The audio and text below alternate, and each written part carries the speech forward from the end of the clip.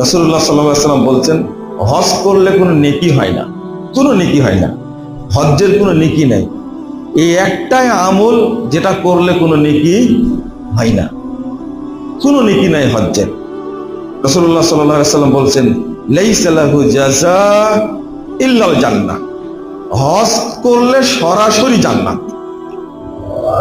সালাত পড়লে সরাসরি জান্নাত না, সালাত পড়লে নেকি হবে। কি হবে? নেকি হবে। কেউ পাবে 10 ভাগের 10 ভাগই পাবে, কেউ পাবে 9 ভাগ, কেউ পাবে 5 ভাগ। সিয়াম পালন করলে নেকি আছে, যাকাত দিলেও নেকি আছে, কিন্তু হজ করলে কোনো নেকি হয় না। হজ করলেন কবুল হলেই জান্নাত, সরাসরি কবুল হলেই জান্নাত। লাইসা লাহু জাযা ইল্লাল জান্নাহ।